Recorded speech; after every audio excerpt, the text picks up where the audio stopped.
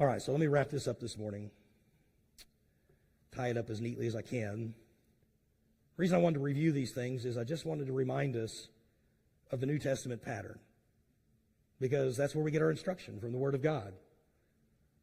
Jerry Locke, again, in his book, said this: while discovering the pattern followed by the churches of the New Testament in the book of Acts, as Christians, we are under divine obligation to practice that pattern in the way that we do church. Now, that doesn't mean we have to cookie-cutter everything and look exactly like some other church across town or from another generation. But the core things of church need to remain the same. Our mission needs to remain the same.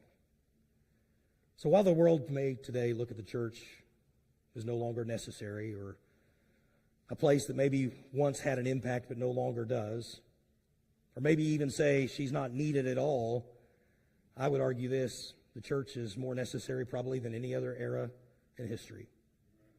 Closer we get to the Lord's return, the church needs to be fulfilling her mission. I know there's times the church has gotten off course. I know that's frustrating to watch, and if you've been a part of that, that can be disheartening. I know people have abused the position of the church and the places of the church for their own personal gain, and that's frustrating. But it doesn't change the mission of the church.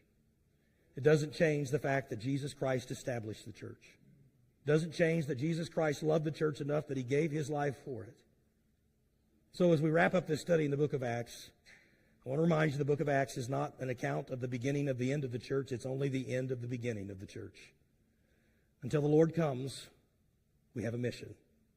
As New Testament believers, if I could use some of this verbiage, we need to answer the call to all hands on deck. Every single one of us have a role in the mission of the church.